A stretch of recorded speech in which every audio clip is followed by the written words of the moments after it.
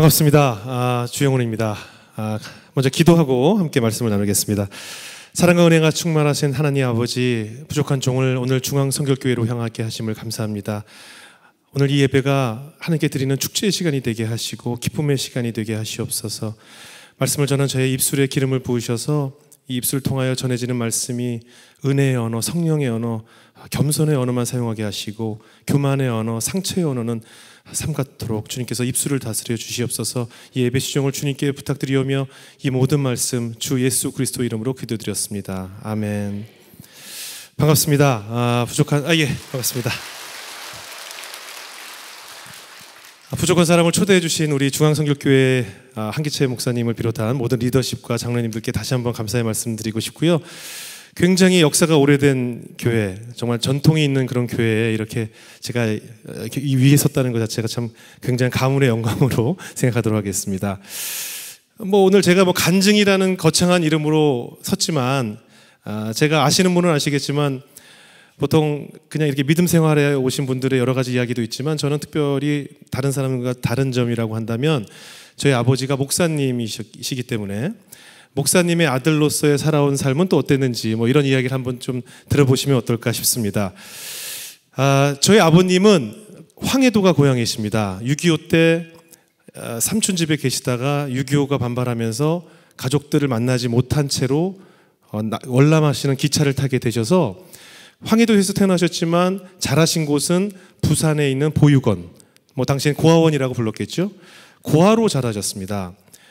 누군가의 도움을 받지 않고선 살 수 없는 그런 고아의 생활을 다 겪으셨고 혼자 자수성가하셨고 검정고시를 통해서 법을 공부하셨고 그래서 가정을 이루시게 되고 그 후에 또 하나님의 은혜를 받으셔서 목사님까지 되신 그런 과정을 겪으신 분입니다. 혹시 이 자리에 이북에서 오신 분들도 어르신들도 계시겠지만 말이죠. 감히 이런 말씀 드리면 좀 뭐하지만 이북 출신이신 분들이 좀 대체로 고집이 세십니다. 저희 아버님도 굉장히 고집도 세시고 굉장히 보수적이시고 목사님이시지만 교회에서 이렇게 사실 지금까지도 이렇게 드럼 치고 기타 치는 걸 아직은 크게 이해하지 못하시는 굉장히 보수적이신 정말 그냥 올겐 소리에만 찬송 부르시는 그리고 찬송가를 제외한 모든 세상 음악은 다 마귀를 찬양하는 음악이고 가요, 팝송 이건 다 마귀 새끼들이 하는 음악 이렇게 평생을 생각하시고 살아오신 분이시거든요. 그렇게 생각하시는 분인데 그 집의 아들인 제가 어린 시절부터 쿵짝쿵짝 이 음악을 좋아하고 팝송을 좋아하고 가요를 좋아하고 했으니 여러분 상상이 되십니까? 사춘기가 됐을 때 제가 얼마나 많은 고통을 당했을지 그 당시에 이제 LP라는 레코드판이 있었잖아요. 레코드판을 구입하면 제가 좋아하는 가수의 음악을 이렇게 구입하는 건데 학교 갔다 오면 이게 다 두동강이가 나 있고 제가 좋아하는 가수 이렇게 사진 붙여놓으면 다 갈기갈기 찢어버리시고 하여튼 제가 음악 듣는 꼴을 못 보셨어요. 하여튼 저보고 그래서 제가 그런 음악을 너무 좋아하니까 저한테 맨날 뭐라고 불러주셨냐면 저희 아버지께서 아유 저놈의 마귀 새끼, 아유 저놈의 마귀 새끼 맨날 저보고 마귀 새끼 그러셔서 제가 그러면 내가 마귀 새끼니까 아빠가 마귀네 이러면서 제가 어렸을 때 막 반항했던 그런 기억이 납니다. 근데 이제 다행이었던 것은 교회에 찬송을 하기 위해서 제가 기타를 배우고 하는 것은 이제 아버지가 이해해 주셨죠. 왜냐면 전 찬송을 부르기 위해서 기타를 쳐야 됩니다. 그건 좋아 하셔서 제가 그때부터 몰래 음악을 했습니다. 그 당시 제 소원이 뭐였냐면 두 귀로 음악을 듣는 것이었어요.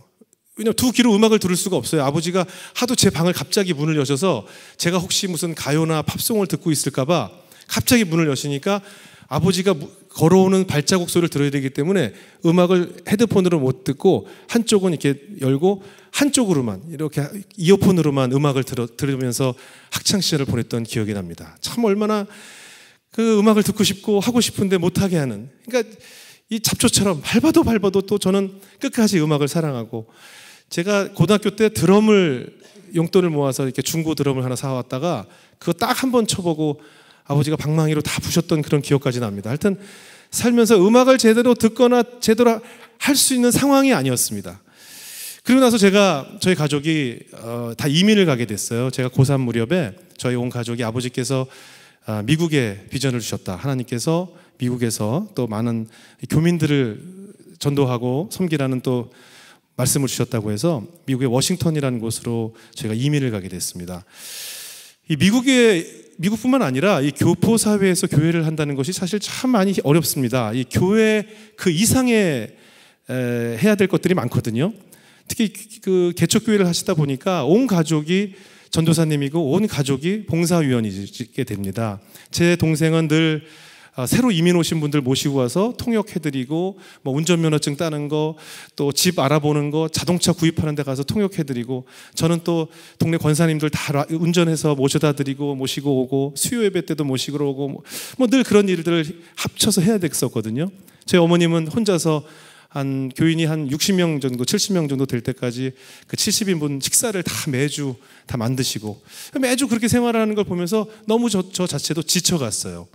그러다 보면 교회가 좀 부흥될 만하면 또 뭔가 장로님하고 전도사님하고 또 갈등이 생겨서 또 우수수수 나가버리고, 또 뭔가 될 만하면 또 우수수수 나가버리고, 처음 이민 와가지고 그분을 그 미국에 자리 잡을 때까지 열심히 통역해드리고 모셨는데 나중에 자리 잡게 되면 꼭 다 대형 교회, 큰 교회로 다 가버리시고, 왜냐면 큰 교회를 가야 여러 한국 사람들을 만나서 거기서 또 직업도 구할 수 있고 여러 가지 커뮤니티가 생기니까 자리만 잡으면 다 큰 교회로 가는 것을 보고, 제가 그 당시 목사님의 아들로서 참 상처가 컸습니다. 아, 이 교회라는 곳은 늘 이렇게 갈등이 많은 곳인가. 나는 정말 우리 아버지, 우리 어머니가 너무 불쌍하다. 나는 정말 죽었다 깨어나도 이 목사라는 것은 하면 안 되겠다. 이건 정말 못할 짓이다. 제가 그때 이미 굳건한 결심을 제가 마음속에 했습니다. 그런데 저희 아버지께서 어느 날 뭐 어떤 권사님 한 분을 뵙고 온 거예요. 뭐 하나님의 음성을 들으시는 무슨 권사님이신지 뭔지 하여튼 그분을 뵙고 오시더니 그 권사님께서 저희 아버지한테 그러셨다는 거예요. 목사님 자녀 중에 하나님께서 크게 쓰실 큰 목사님이 한 분 계십니다. 목사님 빨리 그 아들 중에 한 분을 목회를 시키셔야 됩니다. 마음의 준비를 하세요. 뭐 이런 이상한 말씀을 하셨다는 거예요. 그 당시 제 생각에. 제가 아까 말씀드린 것처럼 저는 절대 목사는 하지 말아야지라는 생각을 가지고 있던 저에게 갑자기 어느 날 우리 아버지께서 오시더니, 영훈아, 어느 권사님을 만났는데 이런 말씀을 하시더라. 근데 생각해보니 그건 너밖에 없는 것 같다. 그래서 저보고 당장 지금 모든 걸 다 접어두고 신학대를 가라 이러시는 거예요. 그래서 제가 속으로 미쳤습니까? 뭐 이러고 싶었는데, 무슨 소리를 하시는 거예요 지금?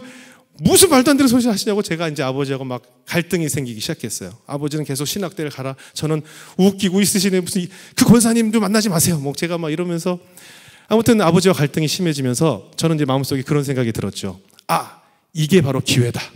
이때 내가 한국으로 나가자. 제가 그 당시에 아버지가 음악을 못하게 하니까 주유소에서 일하고 또 여러 가지 편의점에서 일하면서 모은 아르바이트에서 번 돈으로 악기를 제가 구입해서 늘 헤드폰을 끼고 이 습작이라고 하잖아요. 음악을 맨날 만들었어요. 그때 만들어 놓은 곡이 한 100여 곡을 제가 작곡을 해놨어요. 늘 아버지 몰래 헤드폰을 끼고 몰래 아버지 주무실 때 만들어 놓은 곡이 엄청 많이 생겼었거든요. 근데 아버지께서 자꾸 신학대를 가라고 하니까, 아, 이것은 바로 콜링이다. 한국이 나를 부른다. 드디어 나는 집을 떠나야 될 것이 오신 것이다. 아, 이건 집을 나가라는 사인이다.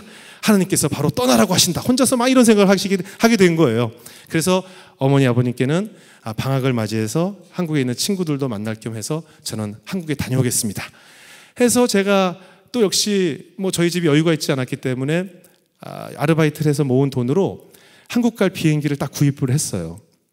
구입을 하고 나니까 얼마가 남았냐면 한국 돈으로 한 25만 원 정도가 남았습니다.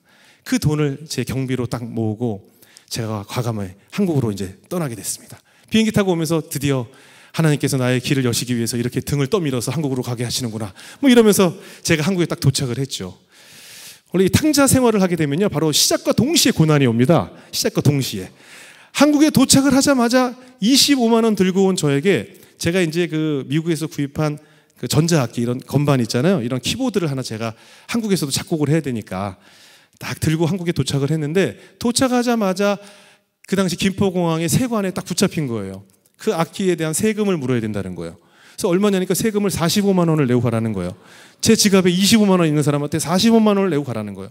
그래서 제가 그 세관 아저씨를 붙잡고 또 울면서 사정을 했어요.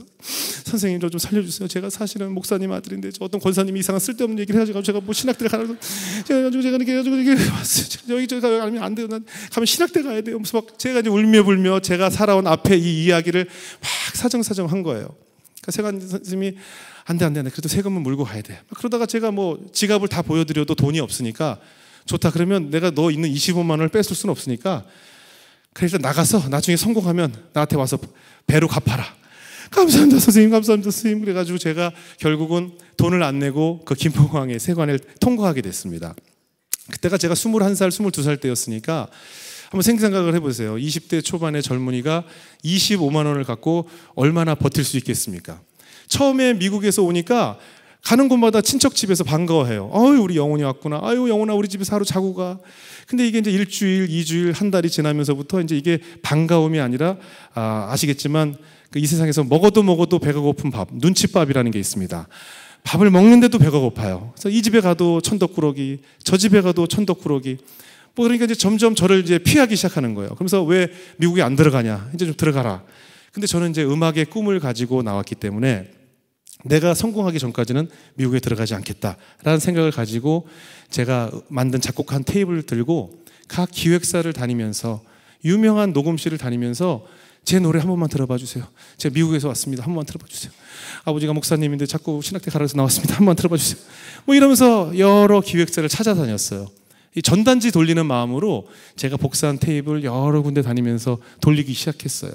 그래도 소식은 없어요.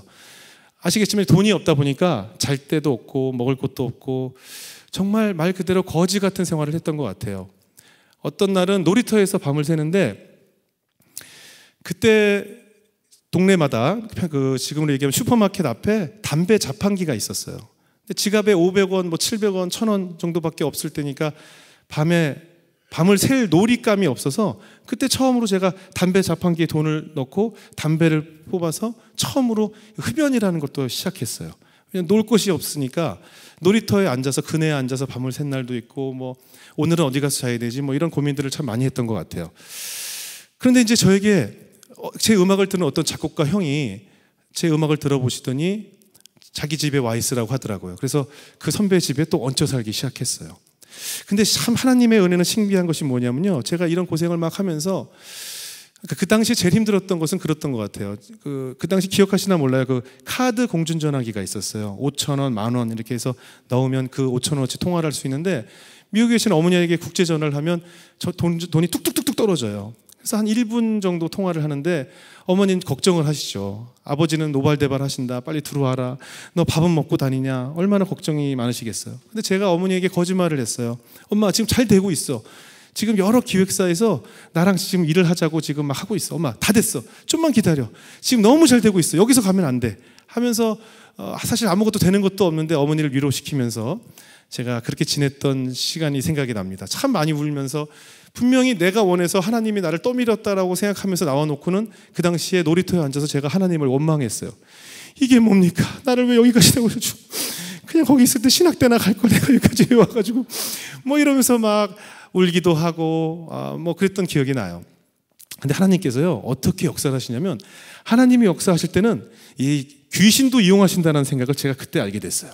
제가 어떻게 그러다가 작곡가가 되게 됐냐면 그 작곡가 형네 집에 얹혀 살 때인데 그 형이 이번 주에 가수 심신이라는 사람 아세요? 심신. 오직 하나뿐인 그댈 불렀던 가수가 있습니다. 이거 예전에. 그 심신 씨랑 내일 저녁 먹기로 했는데 너 같이 갈래? 이러시는 거예요. 그래서 우와 심신 유명한 거죠. 우와 가야죠. 저 꼭 좀 데려가 주세요. 우와 심신 얼굴을 볼 수 있구나. 그래서 심신 씨를 다음날 만나러 가게 된 거예요. 그런데 심신 씨가 저를 만나기 한 3개월 전에 무슨 일이 있었냐면 심신 씨가 점을 보러 갔대요. 이태원에 있는 무슨 봉달도산가, 석봉도산가 같은 뭐 무슨 봉자가 들어가는 도사님을 만나러 가서 도사님한테 뭐 물어봤대요. 그 도사한테 뭐 제가 이제 뭐 결혼은 언제 하냐 뭐 이런 걸 다 물어봤을 거 아니에요? 그런 걸 물어보다가 뭘 물어봤냐면 제가 이번에 새 앨범을 내야 되는데 어떤 작곡가랑 만나서 일을 하면 앨범이 잘 될 것 같냐라고 이제 점쟁이한테 물어봤대요. 그랬더니 그 도사가 뭐 이렇게 보더니 심신 씨 이렇게 웃는 사람이 있어. 이렇게 잘 봐봐 내 입을. 이렇게 웃는 입 모양을 보여주더래요. 이렇게 웃어. 그 사람이 이렇게 웃어. 근데 뭐 웃는 게 다 비슷한 것 같아서 잘 모르겠는데요. 그랬더니 그 도사가 또 뭘 이렇게 보더니 그 작곡가가 입 옆에 점이 하나 있어. 입 옆에 점이 났는데 웃을 때 이렇게 웃어. 이렇게 웃어. 그 사람을 잡아. 걔가 앞으로 대박 날 사람이야. 걔를 꼭 잡아라고 하셨다는 거예요. 그래가지고 심신 씨가 많은 작곡가들을 만나러 다니면서 웃는 거 보고 입 옆에 점이 있나 계속 입만 봤다는 거예요. 뭐 음악도 안 들어보고 점이 있나 없나. 근데 입 옆에 점난 작곡가가 없더래요. 아무리 찾아도. 그러고 있었는데 바로 저랑 만나기로 한 날이 딱 된 거예요. 저는 이제 여러 작곡가들, 음악하는 사람들이 모여 있는데 저는 이제 뭐 아무것도 아니니까 작곡가 지망생이고 하니까 저 끝에 이렇게 앉아 있었어요. 근데 심신 씨가 막 얘기를 하다가 저를 이렇게 보더니 저보고 이렇게 앞으로 와보라고 그러더라고요. 그래서 제가 우와, 심신이 나보고 앞으로 와보란다 해서 신기하잖아요. 그래서 안녕하세요. 그랬더니 저보고 저를 딱 보더니 웃어봐 그러시더라고요. 그래서 네? 웃어봐, 크게 웃어봐. 그래서 하하하하 웃었어요. 그랬더니 저를 이렇게 보시더니 너 입 옆에 그 점이니? 그러시더라고요. 그래서 예, 점인데요. 그 언제부터 있었니? 태어날 때부터, 어렸을 때부터 있었는데 저희 어머니도 똑같은 데 있거든요. 그래? 너 뭐 하는 사람이니? 그러더라고요. 그래서 다시 시작했죠. 제가 사실은 미국에서 왔는데 아버지가 목사님인데 저 황해도에서 넘어오셔가지고 자꾸 어떤 권사님이 저를 자꾸 신학 때 보내서 제가 가지고 막 공항에서 27만 40만 제가 살아온 얘기를 쭉 한 거예요. 그랬더니 심신 씨가 그래? 야, 너 내가 부를 만한 노래 있니? 뭐 만들어 볼 수 있겠니? 이러시는 거예요. 저는 그때 이미 준비가 돼 있었어요. 나에게 기회만 주어지면 그 기회를 잡으리라 하는 그런 준비가 돼 있었어요. 작곡해 놓은 곡도 한 100곡이 넘어서 한 120곡 정도를 이미 그때 만들어 놨었어요. 얘기가 떨어지자마자 있습니다. 저 심신 씨 형님이 부를 만한 노래가 있습니다. 지금 있어요. 지금 당장 가져올 수 있습니다. 아니야, 당장은 괜찮고 뭐 되는 대로 한 일주일이고 열흘이고 네가 준비되면 우리 사무실 주소 여기니까 일로 갖다 놔. 예! 바로 있습니다. 그래서 제가 바로 그 길로 집에 가서 제가 만들어 놓은 한 100여 곡 중에서 심신 씨랑 어울릴 만한 노래를 다 추려서 바로 다음날 아침에 눈 뜨자마자 그 기획사 여직원이 10시에 출근하는데 저는 9시부터 가 있었어요. 준비가 돼 있기 때문에 이 기회를 놓치면 안 되기 때문에. 그래서 음악을 전해주게 됐고 심신 씨 3집 앨범이었는데 10곡이 수록되는데 그중에 8곡이 제 곡이 수록이 됐어요. 왜? 백운도 무슨 석봉도사 때문에 석봉도사 덕이 나중에 얘기를 들었죠. 무슨 도사를 만났는데 어떤 얘기를 나중에 듣게 되는데 아무튼 그래서 저에게 기회가 주어진 거예요. 그래서 그 앨범이 나오게 됐고 그 앨범이 발매되면서 그 회사와 인연이 생겼어요. 그 회사에 태진아 씨가 계셨는데 태진아 씨가 자기가 독립을 하면서 가수를 뭐 키운다. 나한테 곡을 써달라고 해서 제가 그때 성진우라는 친구의 포기하지 마라는 노래를 작곡하게 됐고 그리고 그 사무실에 또 소방차가 있었어요. 예전 소방차가 있었는데 소방차가 재결합을 하면서 앨범을 낸다. 그래서 곡을 써달라고 해서 쥐카페라는 노래를 또 드려서 그 노래가 처음으로 저의 히트곡이 되고 뭐 이러면서 자꾸 일이 많이 생기게 된 거예요.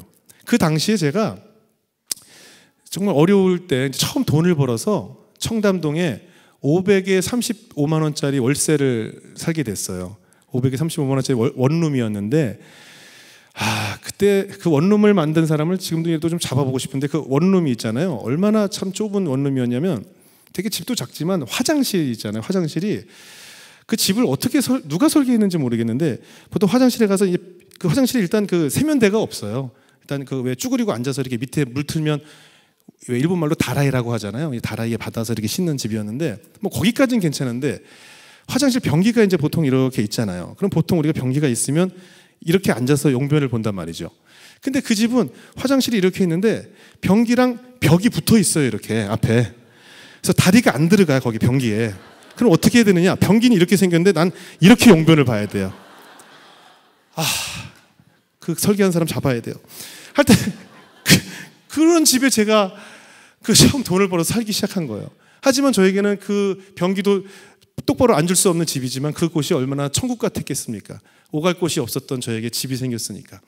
그래서 제가 작곡을 하면서 돈을 벌게 돼서 결국은 그 500에 37만 원짜리 집을 1년 계약을 다 못 채우고 10개월 만에 전세 5천만 원짜리 집으로 옮기게 됐고 또 5천만 원짜리 집으로 옮겨가지고 1년도 살지 않고 1억 2천짜리 집으로 옮기게 됐어요. 이게 막 한 10개월마다 이사를 가게 된 거예요.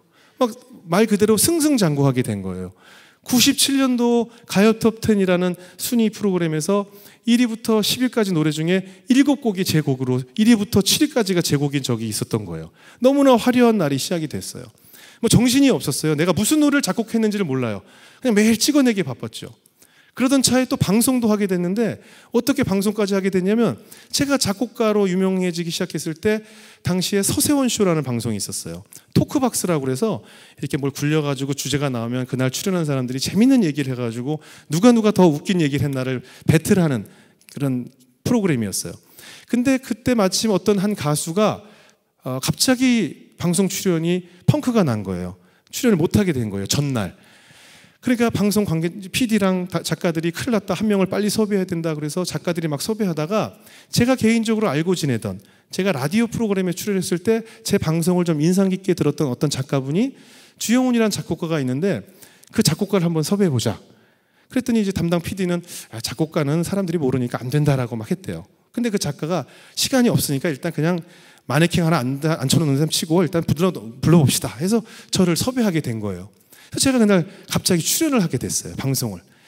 그날 제가 출연해서 무슨 얘기를 했냐면, 제가 평상시에 최하정 씨라는 분하고 굉장히 가깝게 지냈는데 최하정 씨가 저만 보면 맨날 저를 뭐라고 놀렸냐면, 맨날 제가 이제 뭐 반바지 입고 이렇게 슬리퍼 같은 거 신고 이렇게 다니면 목사 아들이라는 놈이 옷 입고 다니는 꼴봐 저거. 양아치같이 목사 아들이 왜 그러고 다니니?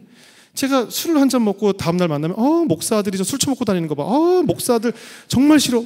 볼 때마다 목사 아들이 이러는 거예요. 그래서 제가 너무 기분이 나빠서 자꾸 목사 아들 하지 마. 목사님 아들이라고 그래. 왜 자꾸 목사 아들이라고 그래? 그랬더니 최하정 씨가 또 말을 잘하니까, 야, 니네 아버지 직업란에 목사라고 쓰지 목사님이라고 쓰니? 야, 신부님은 직업이 신부야, 님이 아니고. 그래서 제가 화가 나서 그럼 스님은 스냐? 그런 거예요, 제가. 그래서 제가 서시원쇼 나가서 그 얘기를 한 거예요. 스님은 스냐 얘기를 했더니 뭐 난리가 났어요. 막 웃기다고 난리가 나가지고 토크박스에서 1위 하고, 그랬더니 너무 재밌다고 다음 주에 또 나오라는 거예요. 또 나가고 하다 보니까 여기저기서 출연 섭외가 많이 와서 그때 일요일 밤에 MC도 되고 뭐 많은 프로그램에 MC를 맡게 됐어요. 제일 바쁠 때 작곡도 제일 많이 했고, 방송을 겹치기 출연을 일주일에 13개 프로그램을 고정을 하면서 방송국을 왔다 갔다 할 때 차로 안 다니고 시간이 없어서 오토바이 퀵서비스 뒤에 매달려서 막 오가고 할 정도로, 화장실을 가고 싶은데 갈 시간이 없을 정도로 바쁜 시간을 보내게 됐습니다. 제 인생에 있어서 가장 화려하고 뭐 기쁜 그런 순간이었겠죠. 그런데 여러분 그거 아시죠? 사람은 그 어려울 때가 위기가 아니고 잘 나갈 때가 위기예요. 교회는 부흥됐을 때가 개척교회일 때 위기가 아니고 부흥됐을 때가 위기예요. 돈이 없을 때가 위기가 아니고 돈이 많을 때가 위기가 되는 거예요.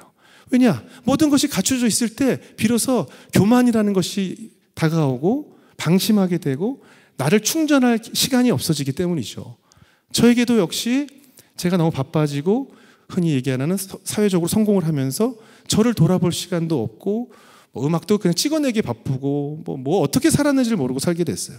매일 술에 쪄들어 살게 됐고, 그리고 교회는 그냥 늘 어렸을 때부터 갔었으니까 스케줄 없는 날 그냥 정할 일이 없을 때 눈 떠지면 가게 되고 바쁘면 못 가고 뭐 이런 생활을 계속 하게 된 것이죠.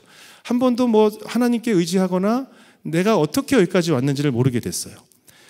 작곡을 할 때 어떤 영감을 얻으십니까? 이럴 때 제가 참 꼴사납지 않게 이런 교만의 언어, 저는 그냥 딱 하늘을 보면 뭔가 악상이 그려집니다. 아주 뭐 이런 교만한 생각을 갖게 된 거예요. 누군가가 내 머릿속에 영감을 주고 누가 내 머릿속에 나에게 음악을 할 수 있게 해주는지를 잊어버리게 된 것이죠. 그렇게 생활을 하다 보니 하나님께서 저에게 고난이라는 이름으로 노크를 하게 되셨어요. 제가 군대를 안 갔다 왔습니다.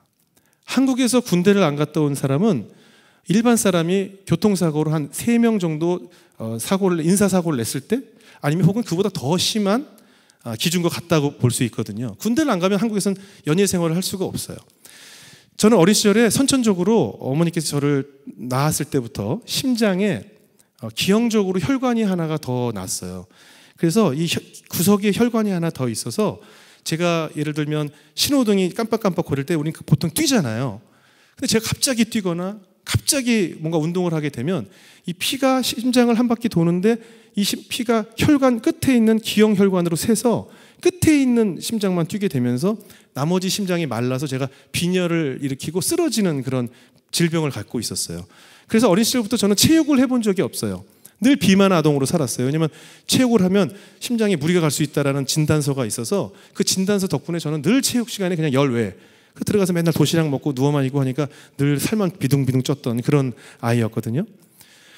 그 병이 갖고 있던 저의 질병인데, 이 병 이름이 이제 보통 병을 발견한 사람 이름을 붙이잖아요. 그래서 미국에서는 무슨 W 파키스 와키슨 무슨 해서 WPW 그 이름이 약자를 따서 WPW 증후군이라는 이름이 있는데 이게 한국에서는 이 병을 뭐라고 부르냐면 조기 흥분 증후군이라고 불러요. 조기 흥분 증후군.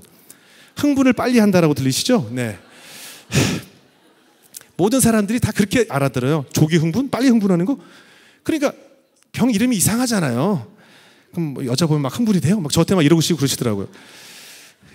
심장내과에서는 흥분이라는 것을 이제 심장 박동을 얘기하는데 일반적으로 우리가 흥분이라고 하면 이제 흥분한다고 생각하니까 조기 흥분 증후군이라는 이 병명 때문에 많은 사람들이 특히 군대를 가야 하는 젊은이들이 저에게 말도 안 되는 병으로 군대를 뺐다. 그래서 저에게 늘 백만안티라고 할 정도로 늘 저를 막 저주하고 저를 욕하고 그래서 인터넷에 그 당시에 말도 안 되는 병으로 군대 안 간 연예인 하면 제가 항상 빅3 안에 들었어요. 항상 3위 안에 들었어요. 저는 그 병 때문에 군대를 면제를 받았는데 그 후에 그 뭐 정치인 아들 군대 문제가 나올 때나 또 혹은 뭐 연예인 병역 비리가 나올 때마다 검찰청에서 저를 부르는 거예요. 그래서 조사를 해요. 가서 앉아서 그 검찰청에 가게 되면 보통 조사를 몇 시간 하는데 실제 조사 시간은 한 15분, 10분밖에 안 걸리고요. 나머지 몇 시간을 그냥 가만히 앉아 있는 거예요. 아무도 안 들어와요. 그냥 까만 방에 가만히 앉아 있어요. 그리고 조사는 10분 하고 그리고 보내주지도 않아요. 다 끝났는데. 그럼 뭐 쑥 문 열고 국밥? 괜찮습니다. 거기서 밥 넘어갈 사람이 어디 있어요? 네, 괜찮습니다. 그리고 앉아있다 조사받고 나오고 또 그래서 국군통합병원을 가서 정밀 검사를 하고 면제를 받아요. 그리고 또 한 1, 2년 지나다 또 무슨 병역 얘기가 나오면 또 조사를 하라고 또 들어오라고 그래요. 그럼 검사님이 또 바뀌었어요. 그러면 2년 전에 했던 얘기, 2년 전에 했던 자료를 다 다시 내서 또 조사를 받아요. 또 한 15분 해요. 그리고 또 한 10시간 앉아있고 그리고 또 국군통합병 가서 또 제가 군대 면제를 3번 받은 사람입니다. 군대 면제만 3번을 받았어요. 그뿐만이 아니에요. 제가 그 당시에 하도 검찰청에 불려다녀서 제 별명이 주설수라는 별명을 가질 정도로 뭐 시도 때도 없는 거예요. 제가 2001년도에 아시는 분 아시겠지만 한 달 만에 22kg가 빠진 적이 있어요. 40일 정도에 22kg을 뺐어요. 뭐 여러 가지 마음의 상처도 있고 많은 분들은 압니다. 제가 뭐 이렇게 여러 가지 개인적인 애인과 헤어지고 뭐 여러 가지 일을 겪으면서 심적인 어려움 때문에 살이 갑자기 40일 만에 20 몇 킬로가 빠지니까 사람이 그냥 절반이 된 거예요. 근데 마음이 아파서 살이 저절로 빠졌는데 보는 사람마다 자꾸 살을 어떻게 뺐냐고 물어보는 거예요. 무슨 좋은 약 먹었냐? 뭐 한약 먹었니? 너무 그럼 뭐라고 설명을 해야 될지 모르겠어. 내가 너무 심적으로 괴로웠어. 이런 얘기를 못 하니까 그냥 몰라 그냥 약 먹고 뺐어. 뭐 이런 식으로 그냥 몰라 그냥 이렇게 얘기를 했더니 이게 소문이 나가지고 주영훈이 마약을 먹고 살을 뺐다라고 소문이 난 거예요. 그래가지고 어느 날 제가 일본에 갔다가 한국에 도착을 했는데 검찰청 마약반에서 저를 한 8명이 체포하러 나와가지고 저를 이렇게 끌고 인천지검 마약반으로 가가지고 앉아가지고 이제 피도 뽑고 이제 조사하면 여기 머리카락을 50개 뽑아야 되거든요. 머리 감을 땐 그렇게 잘 빠지던 게 또 뽑으려면 안 빠져요. 하나, 둘, 아직도 10개 남았네. 뽑아야 되고 소변 받아오고 뭐 그래서 또 억울함이 풀리기도 하고 또 한 번은 아는 방송국 국장님 자녀분이 결혼한다고 그래서 봉투에다가 돈을 이제 축의금을 냈는데 그 국장님이 또 무슨 비리에 연루가 돼가지고 구속되시면서 그분의 뭐 계좌 뭐 이런 걸 다 추적을 하다 보니까 제 통장에서 나온 수표가 발견됐다고 체포영장이 발부됐다는 거예요. 또 검찰청에 들어갔어요. 또 들어가서 제가 이제 해보니까 아무것도 아닌 해프닝이잖아요. 부준했는데 축의금 낸 건데 조사해보니까 아무것도 아니거든요. 그랬더니 갑자기 그 검사님이 그래요? 기억 왔는데 그냥 뭐 틱틱 누르더니 뭐 누굴 부르더라고요. 뭔가요? 그랬더니 온 김에 그냥 마약 검사를 한번 받고 가세요. 예. 미리 뽑기 시작했어요. 이미 오기 전에 해봤잖아요. 뭐 여러 번 해봤으니까 컵 주십시오. 받아오겠습니다. 뭐 이런 일들이 저에게 자꾸 생기는 거예요. 제가 아버지가 신학대를 가라는 그 어찌 보면 아버지의 명령을 어긴 탓에 훗날은 또 학력을 속였다고 해서 제가 또 개인적으로 많은 힘든 일이 겪게 됐고 또 얼마 전에는 또 이런 실명을 얘기할 수밖에 없는 해프닝이지만 어떤 뭐 배우가 또 무슨 마약을 하다가 잡혀 들어갔는데 그 사람의 리스트, 같이 마약한 사람 이름을 검찰이 확보했는데 그 리스트에 또 제가 있다는 거예요. 그래서 기자들이 저한테 전화가 오는 거예요. 그래서 아니 왜 내가 거기 있어요? 알고 보니까 그 배우가 주지훈이라는 사람인데 그분의 본명이 주영훈인 거예요. 그러니까 당연히 검찰에 들어가면 이름을 본명을 쓰잖아요. 가명을 안 쓰고. 그러니까 기자들이 뭔가 봤더니 주영훈이 있거든요. 그러니까 주영훈 씨가 거기 리스트에 있던 데서 뭐 이런 일들이 자꾸 생기는 거예요. 이런 일들이 겹쳐지면서 그 연예인 직업병이라는 게 있어요. 연예인 직업병이 뭐냐면 많이 들어보셨겠지만 공황장애 뭐 이런 것들이 오고 대인기피증. 그 당시에 지나가는 사람 눈길만 봐도 저 사람이 나를 막 속으로 욕을 하고 있는 것 같더라고요. 특히 아까 얘기했던 그 군대 문제 때문에 전 아직까지 그게 뭐가 있냐면 지나가다가 젊은 남자들하고 눈이 마주치면 쟤도 날 욕하고 있겠지 뭐 이런 피해망상이 굉장히 심했었어요. 지나가다 누가 저를 보고 웃으면 알아보고 웃었는데 저 사람도 지금 날 놀리고 있지, 날 무시하고 있지만 이런 망상이 저를 사로잡다 보니까 뭐 정말 상상할 수 없을 정도의 공황장애. 어느 정도냐면 신호등에 차에 이렇게 앉아 있으면 앞에 신호에 걸려 있는 트럭이 붕 속도를 내서 저를 깔고 갈 것 같아요. 다리를 지나가는데 이 다리가 무너져서 제가 물에 빠질 것 같은 공포 때문에 자동차에서 손잡이를 잡아야 하는데도 무서워요. 이런 건물에 있으면 이게 무너져서 저를 깔고 뭉갤 것 같아요. 집에서 잠을 자고 있는데 이 건물이 무너지는 상상이 되면서 숨이 안 쉬어져요. 막 자꾸 이게 돌이 무너질 것 같은, 이 땅으로 떨어질 것 같은 이 공포가 뭐 저를 너무나 많이 사로잡게 됐어요. 그래서 대인기피증도 걸리고 아무도 만나기 싫고 모든 자포자기, 그래서 힘드니까 교회를 오게 되는데 교회 와서 찬양을 하는데 전 제일 듣기 싫은 찬양이 뭐였냐면 자꾸 기뻐하라. 뭐가 자꾸 기뻐하라 그러지? 그래서 제가 이렇게 교인들 얼굴을 이렇게 봤어요. 이 사람들은 다 과연 기쁠까? 뭐가 이렇게 기쁠까? 사는 게 기쁠까? 길 지나가는 사람들을 얼굴을 이렇게 보면 막 웃으면서 대화하는 사람들을 보면 뭐가 저렇게 기쁘지? 뭐 이렇게 궁금하더라고요. 저는 기쁨이 없어졌어요. 기쁨을 잃어버리게 됐어요. 자포자기하게 되고 나는 실패한 인생이다 라는 망상이 저를 완전히 자리 잡았어요. 그러니 사는 게 아니겠죠. 그리고 어떡하지? 내년엔 내가 어떻게 살고 있을까? 내가 40대는 어떻게 살고 있을까? 50이 되면 난 어떻게 살고 있을까? 뭐 매 순간 걱정뿐이고 그 순간에 내가 과연 살아있을까?까지 가게 되는 거예요. 많은 사람 굉장히 위험한 사고에 사로잡혀 있었어요. 그러던 어느 날 제 아내가 드라마를 같이 출연하게 된 신혜라 씨에게서 연락이 와서 컴패션이라는 곳에서 사진전을 한다고 거기 한번 와보라는 거예요. 뭐 당연히 갈 때는 뭐 가면 돈 내라는 얘기겠지 뭐 이런 생각을 가지고 가서 컴패션 사진전을 가게 됐어요. 컴패션 사진전을 보고 컴패션의 역사를 들으면서 제가 엄청난 충격을 받게 됐어요. 제 아버지도 6.25 때 전쟁 고아로 월남하신 분이셨기 때문에 더 아마 이야기가 공감이 됐던 것 같은데요. 1952년도에 미국의 시카고에 계시던 스완슨 목사님이란 분이 6.25 한국 전쟁 때 너무 많은 미군들이 죽으니까 죽기 전에 하나님을 영접하고 죽어라 해서 죽기 전에 하나님을 영접할 수 있는 기회를 주자해서 한국 전쟁에 있는 이 한국에 오신 거예요. 그래서 그때 많은 그 군인들에게 안수 기도를 해주시고 계셨는데 그 목사님이 매일 어떤 여인숙 같은 곳에서 주무시는데 창문을 이렇게 여니까 매일 아침 새벽에 큰 트럭이 와서 까만색 쓰레기를 엄청 많은 쓰레기를 치워가더라는 거예요. 도대체 이 전쟁터에 무슨 저렇게 쓰레기가 많을까라고 생각하고 있었던 어느 날 트럭에 쓰레기를 올렸는데 그중 쓰레기 하나가 밑으로 툭 떨어진 거예요. 쓰레기가 너무 많아서. 그러면서 봉지가 툭 찢어졌죠. 찢어졌는데 그 찢어진 틈으로 어린아이의 팔이 툭 나온 거예요. 그래서 목사님이 깜짝 놀라서 뛰어갔어요. 그래서 그 트럭을 세웠어요. 출발하지 말라고. 그리고 그 트럭에 올라탔어요. 매일 아침에 그 검정색 봉지가 무엇나 궁금해서 다 찢어봤더니 6.25 전쟁 때 그 추위에 얼어 죽은 우리나라 전쟁 고아들이었어요. 배고파서 먹을 것이 없는데 너무 추우니까 그냥 역 근처에 자다가 얼어 죽은 아이들의 시체가 매일 그 검정색 봉지에 트럭에 실려가던 것을 스완슨 목사님이 보시게 된 거예요.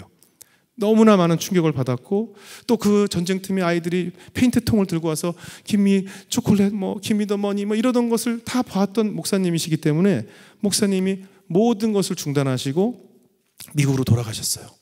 본인이 재직하시던 시카고에 교회에 가셔서 그 교인들에게 말씀을 전하면서 이 페인트통을 보이시면서 지금 한국이란 곳에 전쟁통에 있는 이 한국이란 곳에서 이 아이들이 여기다 밥을 얻어먹고 있습니다.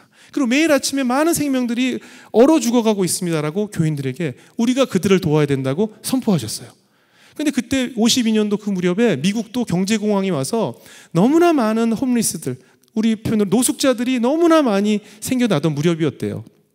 그때 어떤 질문을 많이 들었겠습니까? 저도 지금 컴패션 얘기를 하면 제일 많이 듣는 질문 중에 하나가 우리나라에도 어려운 애들이 많은데 왜 굳이 아프리카, 동남아시아, 남미 애들을 도와야 됩니까? 라는 질문을 저도 참 많이 듣습니다.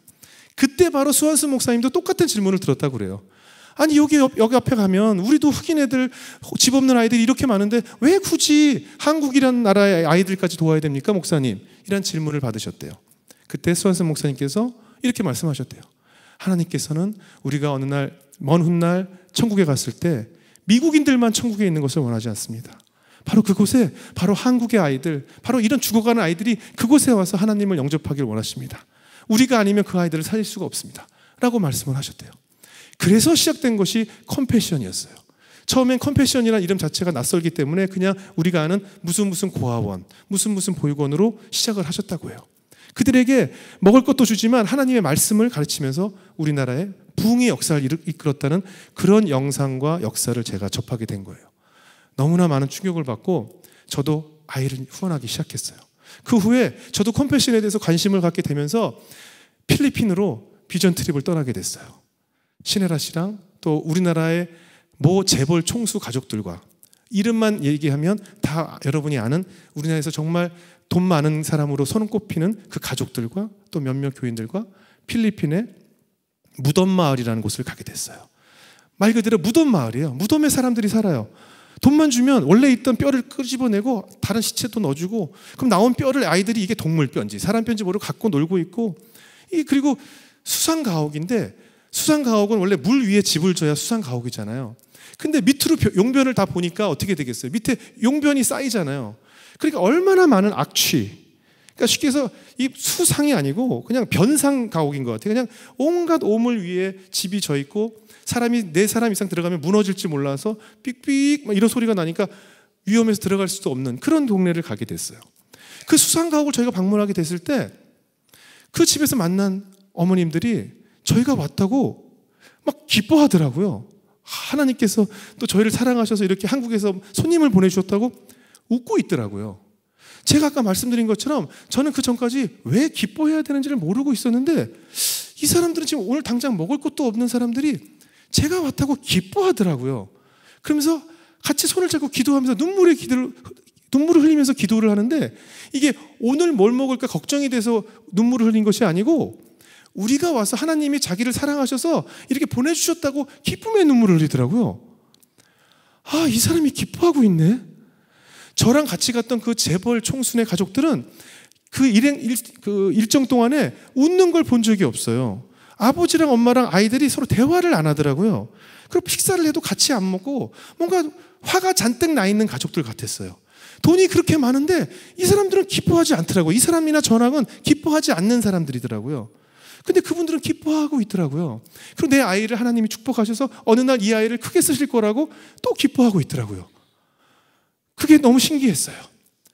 돌아오는 비행기 안에서 제가 말씀을 읽기 시작했는데 그때 하나님께서 저에게 주신 말씀이 오늘 여러분과 읽은 본문 말씀이었습니다. 제가 다시 한번 읽어보도록 하겠습니다.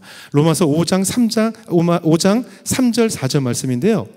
다만 이뿐 아니라 우리가 환난 중에도 즐거워하나니 이는 환난은 인내를, 인내는 연단을, 연단은 소망을 이루는 줄 알미로다. 이 제가 지금 보고 있는 이 밑에 영어랑 같이 있는 한영 성경을 보면요, 환난은 인내를, 인내는 연단을인데 그 연단 자리에 영어 성경에는 캐릭터라고 되어 있어요. 캐릭터.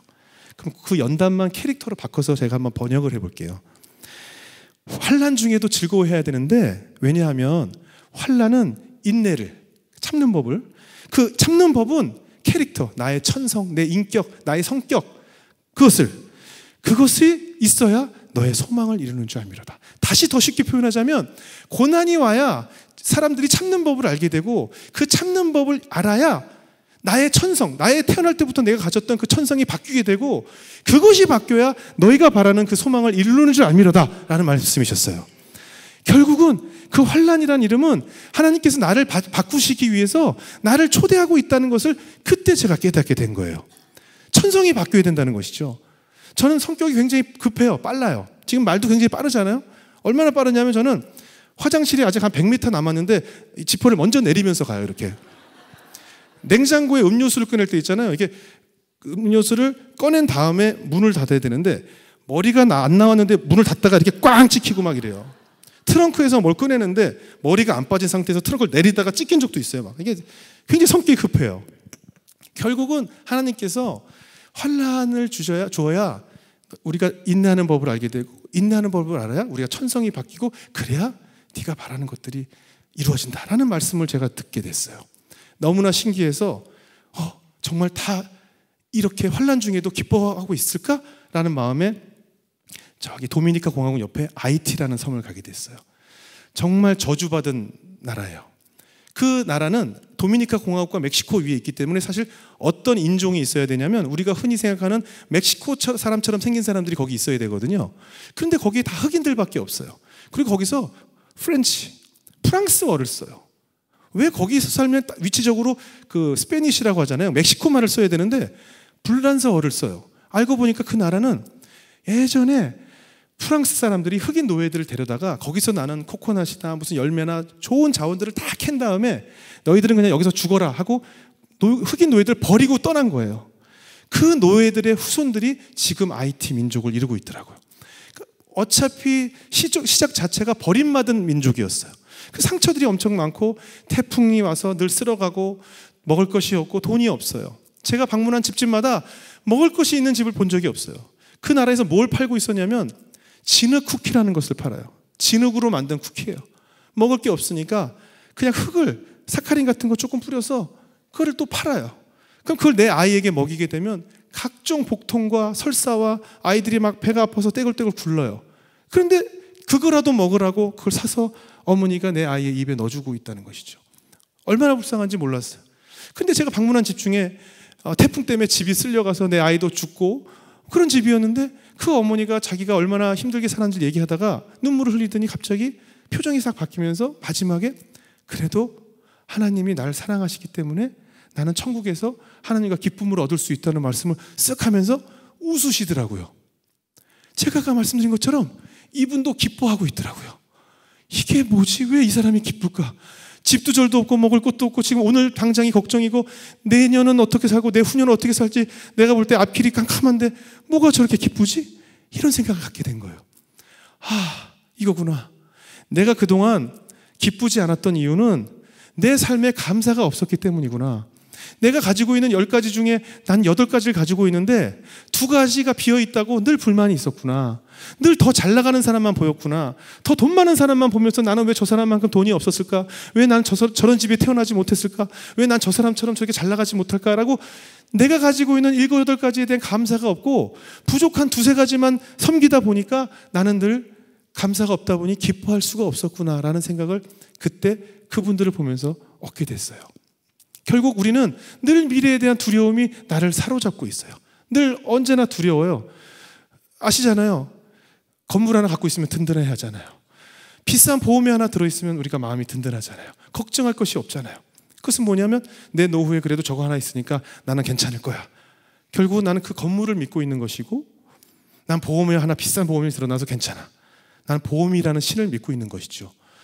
이 세상 회사 중에 기업 중에 절대 망하지 않을 기업이 1위가 보험회사라고 해요. 왜냐? 인간이 누구나 가지고 있는 두려움이라는 그 심리를 이용한 것이기 때문에 보험회사는 절대 망할 수가 없다는 것이죠.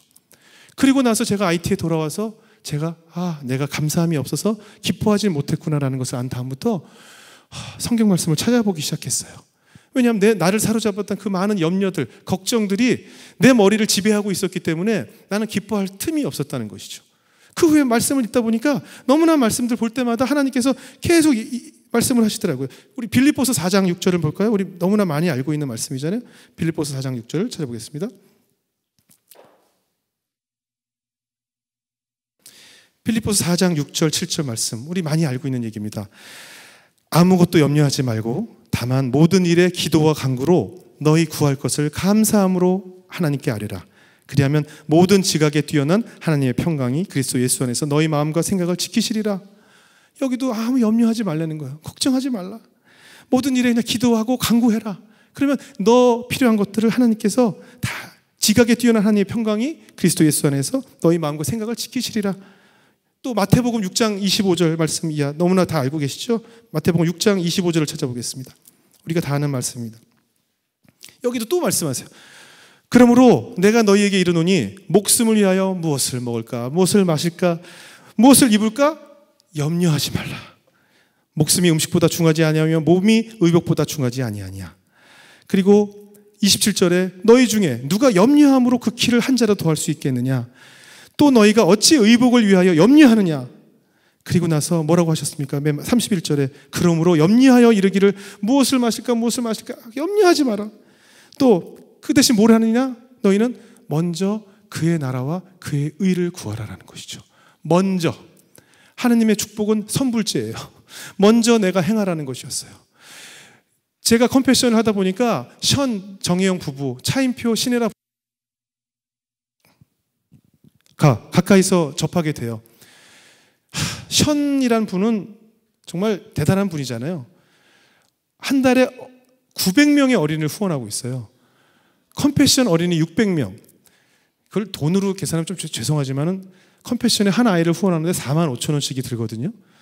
45,000원 곱하기 600명의 어린이에다가 북한 어린이를 돕는 기관을 통해서 북한 어린이들 200명, 그 외에 한국에 집 없는 소녀 가장들 900명의 아이를 후원하고 있어요. 차인표 씨가 또 어린이를 많이 후원해요. 그럴 때마다 제 주변에서 어떤 얘기가 들려오냐면 나도 좀 하나님 차인표 씨처럼 돈이 좀 많으면 나도 그냥 900명 하고 그냥 몇백 명씩 좀 후원하고 그렇게 좀 하고 싶어요. 난 이게 없으니 뭐 이런 표현들을 많이 하시더라고요. 제 주변에서 실제 그래요. 야 나도 좀 이거 좀 이번에 뭐 좀 잘 되면 나도 좀 막 기부하고 어디 단체에다 좀 내고 좀 그러고 싶은데 아니에요. 하나님이 얘기하신 건 뭐냐면요. 먼저 그의 나라와 그의 의를 구하라는 얘기는 뭐냐면 네가 돈을 수십억 벌게 됐을 때 몇백 명을 후원하는 것이 아니라 네가 지금 가지고 있는 능력에서 단 한 명의 어린이든 아니면 능력이 한 명도 안 될 때는 옆집 사람과 둘이 합쳐서 한 명이든 네가 먼저 하나님의 나라와 의를 구하는 일을 먼저 시작하게 돼야 너에게 그 축복을 주겠다는 얘기시거든요. 다시 말해서 뭔가 들어왔을 때 그때 뭘 하겠다는 것은 하나님이 원하는 것이 아니라는 것이었어요. 션 얘기를 좀 제가 말씀드려볼까요? 제가 진짜 개인적으로 물어봤어요. 900명을 후원하게 되면 후원비만 몇 천만 원이 들어가거든요. 매달 내고 있는 거예요. 그 남들은 그렇게 생각할 거예요. 얼마나 돈이 많으면 아이를 저렇게 몇 천만 원씩 매달 기부를 할까? 근데 저는 매달 저를 만날 때마다 하는 얘기가 저도 신기해요. 왜냐? 저희는 통장에 잔금이 없어요. 돈이 없어요. 다음 달엔 어떻게 될지 몰라요. 통장에 돈이 없어요. 모아놓은 돈이 없대요. 그달 들어온 돈으로 그달 내고 어린이들 돕고 그달을 사는 거예요. 모르는 사람이 보면 정말 대책이 없는 사람이네 할 정도로 대책이 없어요. 아이가 넷이에요. 아들 둘, 딸 둘, 하나님께 결혼하는 날 하나님 아들 둘, 딸 둘을 주세요 기도했는데 정말 신기하게 아들 둘, 딸 둘을 주셨어요. 션이야말로 먼저 그의 나라와 그의 일을 하고 있더라고요. 우리 가끔 그런 얘기해요. 가까운 사람끼리. 야 너라면 션처럼 할 수 있어? 못할 것 같아. 아이가 넷인데 통장에 잔금이 없어. 그냥 다 기부해. 다 아이들을 도와. 그래서 제가 그럼 어떻게 먹고 살아요? 왜냐하면 그분이 그러더라고요. 어차피 나는 집이 천국에 있기 때문에 뭐 돈을 모아서 큰 집으로 이사갈 계획도 없고 돈을 모아서 뭐 우리 아이를 좋은데 아니 우리 아이는 하나님이 키우실 거니까 계획이 없어요. 뭐 돈을 많이 모아야 될 필요가 없어요. 하나님이 원하시는 바로 진정한 믿음이 바로 이런 것이구나. 제가 아까 말씀드린 것처럼 무엇을 마실까 무엇을 입을까 무엇을 먹을까 염려하지 않아도 제가 옆에서 보고 있는 션처럼 하나님은 그 아이들 내가 키울 거야 걱정하지 마. 너 노후에 건물 없고 네 집이 없고 네 이름으로 된 아무 부동산이 없어도 괜찮아. 나는 내가 너를 살릴 거니까. 그런 확고한 믿음을 가지고 있더라고요. 그것이 바로 믿음이라는 생각을 제가 션을 통해서 조금 배우게 됐어요. 여러분 이겁니다. 우리가 비싼 보험에 들거나 큰 건물을 가지고 있으면 마음이 든든한 이유는 이게 내가 이걸 믿고 있다는 것이죠. 믿음의 반대말은 불신이 아니라 바로 두려움이라는 것이에요. 하나님께서 이런 말씀을 통해서 내일을 위하여 염려하지 말라 또 말씀하셨잖아요. 마태복음 6장 34절에 그러니까 내일을 위해서 염려하지 마라. 내일 일은 내일 염려하고 한낱 괴로움은 그날의 족하다. 염려하지 말라고 수없이 이뿐 아니라 제가 노트에 염려하지 말라라고 적어놓은 말씀만 따로 한번 모아봤어요. 정말 수많은 말씀을 통해서 걱정하지 마. 걱정하지 마. 너 60, 70 넘어서 어떻게, 나 돈 없으면 어떡하지? 돈 없으면, 나이 들어서 돈 없으면 정말 추하다는데 잘 곳 없으면 어떡하지? 이걸 하지 말라고 많은 말씀을 통해서 하나님께서 말씀을 하시고 계셨다는 것이죠. 저도 그렇게 살려고 노력하는데 실제로 옆에 시원을 보니까 그거를 몸소 실천하고 있더라고요. 여러분 한번 상상해 보세요. 내 통장에 잔고가 5,000원 이렇게 남아있다는 생각을 한번 해보세요. 얼마나 두렵겠습니까? 내 통장에 잔고가 빵이거나 5,000원, 10,000원이면 얼마나 걱정이 되겠냐고요. 하지만 진정한 믿음이란 줄없이 번지점프를 뛰는 그런 마음이 아닐까 싶어요. 내 미래는, 내 노후는 하나님이 지켜줄 거라는 믿음, 또 내 아이를 내가 키우는 것이 아니라 내가 좋은 학원에 보내서 대치동에 유명한 학원을 보내서 명문대를 가서 얘가 대기업에 들어가야 아이고 이제 다 됐다가 아니라 이 아이를 키우실 분도, 이 아이를 세상에 보내신 목적대로 사용하실 분도 어차피 하나님이시기 때문에 그분에게 전적으로 맡기는 믿음이 바로 진정한 믿음이라는 생각을 갖게 됐습니다. 저는 그래서 여러분, 제가 여러분께 당연코 선서를 하고 맹세를 하자면, 저는 우리 아이의 앞으로의 공부, 학업, 어디에서, 엄마들은 모이면 쓸데없는 거 얘기 많이 하잖아요. 여러분 아시죠? 엄마들 모이면 늘 애 어디 학원 보낼 거예요, 학교 어디 보낼 거예요, 나중에 어떻게, 특히 이렇게 알려진 사람들이 어느 학교를 보내는지, 어디 학원을 보내는지 너무나 궁금해해요. 재벌 아들이 어디 초등학교 나왔다면 글로 다 몰리고, 또 어떤 돈 많은 사람이 어느 학원을 갔다면 다 글로 몰리잖아요. 여기에서부터 자유로워져야 된다는 생각을 갖게 됐습니다. 저는 그래서 제 딸이 둘인데, 저는 우리 딸을 하나님이 키우신다는 확고한 믿음을 가지고 저는 내가 붙잡고 있는 손을 놓기로 했어요. 놓을 겁니다. 내 아이를 그래서 지금도 제 주변에서 걔 초등학교 어디 앞으로 어떻게 할 거예요? 유학 보낼 거예요? 할아버지 할머니가 미국에 있으니까 미국으로 보내실 거죠? 이런 질문을 해요. 그럼 저는 뭐라고 하냐면 모르겠어요. 왜냐하면 내가 지금까지 오늘까지 살아온 것도 제 계획대로 된 것이 없고, 누군가 저 하늘에서 하나님께서 날 여기 오늘에 이르게 해주셨기 때문에 내 딸 아이들도 내가 생각대로 되는 것이 아니기 때문에. 또 이런 질문들 많이 해요. 딸도 연예인 시킬 거예요? 연예인은 시켜서 되는 게 아니고요, 그냥 자기들 재능으로 하는 거예요. 내가 시킨다고 될 수도 없어요. 무슨 골프 선수, 무슨 어떤 직업이, 여러분 아시겠지만 어머님 아버님들 여기 많이 계시잖아요. 내가 시킨다고 됐을까? 아니에요. 하나도 내가 부모가 시킨다고, 부모가 밀어준다고 해서 되는 일이 하나도 없더라고요. 내 딸들은 하나님께서 사용하시자 하는 목적대로 그 자리에 갖다 놓으실 거예요. 그렇기 때문에, 그러다 보니까 뭐가 되냐면요, 되게 홀가분해요. 걱정거리가 없잖아요. 어떡하지, 우리 딸 저 초등학교 나가, 이게 없으니까. 제 아내도 엄마들 만나서 수다 떨면 무슨 공부에 대한 얘기 나오면 모르겠어요, 우리 몰라요, 그냥 어느 날 어딘가 다니고 있겠죠. 이렇게 얘기하니까 저 집은 되게 돈이 많아서 저 걱정이 없는 건가, 이런 얘기를 하지만 돈이 아니고요, 내 딸 아이들을 키우실 분이 하나님이시라는 확고한 믿음을 갖고 있기 때문입니다. 전 지금까지 살아오면서 하나님께서 주셨던 큰 믿음 중에 하나는 항상 기도는 구체적으로 해야 된다는 확신을 가지고 있어요. 우리가 막연하게, 혹시 여기 결혼 안 하신 분들 계시면 그 배우자 기도를 하잖아요. 저도 배우자 기도를 해봤는데 저렇게 하면 안 돼요. 우리가 수학을 배울 때 집합이 될 수 없는 것들이 있죠. 예를 들면 키가 큰 사람의 모임, 행복한 사람의 모임, 기준이 없잖아요. 그죠? 키 크다는 기준이 180 이상은 키가 크고 180 이하는 작은 거, 이런 게 아니기 때문에 하나님께서도 기도를, 제 큰 누나가 저에게 그런 얘기를 하셨어요. 영훈아, 기도를 구체적으로 해야 돼. 다시 말해서 키가 큰 사람이 좋다? 그러면 몇 센티미터, 이런 구체적인 게 있어야죠. 성실한 사람이 좋다? 뭐가 성실하다는 기준이 없잖아요. 착한 사람, 착하다는 기준이 없잖아요. 기부를 많이 하면 셔는 착한 거고 누구는 못되고, 이런 게 아니잖아요. 그러니까 구체적인 기준을 만들어라, 너의 기준을 만들어라 라고 저희 누님이 저에게 말씀해 주셔서, 전 그때 10가지 그 배우자 기도를 하면서 1번에 시도 때도 없이 항상 웃는 여자, 이렇게 적었어요. 2번, 키 170 플러스 마이너스 1, 다시 말해서 169에서 171까지 이렇게 적었어요. 3번, 아는 언니가 많지 않은 여자. 왜냐면 아는 언니, 아는 형들이 많아가지고 사고들이 많이 생기더라고요. 맨날 언니들이 불러내고 형들이 불러내고 막 그래가지고. 그래서 이렇게 되게 구체적으로 막 이렇게 적었어요. 하나님께서 그 10가지를 정확히 가진 여자를 저에게 보내주셨는데, 제 아내는 잘 때도 웃어요. 잠꼬대도 웃으면서 맨날, 그래서 왜 그래? 자꾸 누가 간지러워. 시도 때도 없어요. 그냥 사진을 보면 늘 웃고 있어요. 제 아내 키가 170.8이에요. 정확하게 들어왔어요. 뭐 하나님께서 그걸 주시더라고요. 저희 큰 누님이 그 미국에 사시는데 동네에 너무 큰 좋은 집이 있더래요. 우리는 언제 이런 집에 살아보냐 하면서 매형하고 같이 산책을 이렇게 하면서 그 집 앞에 우체통을 이렇게 잡고 하나님 우리도 이런 집에 살고 싶어요.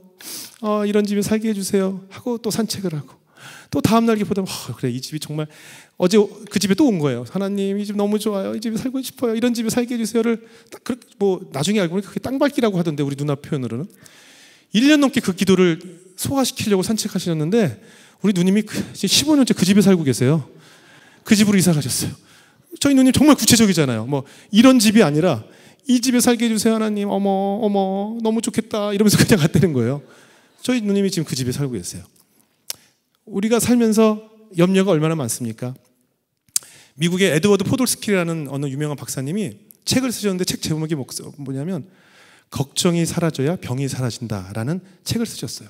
그 포돌스키 박사님이 많은 내과적으로 연구를 해보니 사람이 아픈 게 식습관, 생활습관보다 생각, 걱정, 두려움이 그 사람의 모든 질병을 만든다는 것이에요.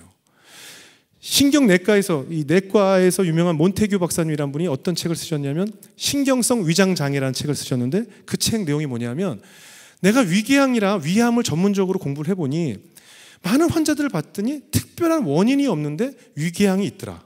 그것이 뭐였는지를 수십 년간 연구했는데 원인이 걱정이더라는 거예요. 쓸데없는 걱정, 두려움이 위궤양을 생기게 해서 결국 소화도 안 되고 이 사람이 위에 병이 생기게 하더라는 거죠. 미국의 뉴저지주에는 마요 진료사라는 곳에서 15,000명이 되는 위 환자들을 15,000명을 연구를 했대요. 이 사람들이 과연 왜 위가 안 좋아졌나 했더니 5명 중에 4명이 아무 원인이 없이 병이 생겼는데 그 사람들 다 1대1로 면접을 해보고 인터뷰를 해봤더니 사회적 공포, 두려움, 또 그 사회적 멸시감, 막 자존심이 상했던 거, 회사에서 잘리고 괴로워했던 거, 뭐 이런 여러 가지 정신적인 이유로 많은 사람들이 위궤양, 위암에 걸렸다는 것을 그 박사님이 알게 된 거예요. 이 책에서 나타난 것처럼 우리의 쓸데없는 걱정, 두려움, 사실 저희 장모님도 봐도요, 맨날 주무실 때 왜 못 주무셨어요? 그러면 김장해야 되는데 몇 포기 해야 되나 계속 그거 세다가 못 잤어. 정말 쓸데없는 생각을 계속 하시면서 못 주무시고 잠 못 잤다고 하시고 맨날 그러시더라고요. 맞아요. 우리는 두렵지 않으면 대책이 없는 사람이라고 생각할 정도, 특히 한국 사람들은 미래에 대한 계획을 갖지 않으면 손가락질을 해요. 저 대책 없는 놈. 아니에요.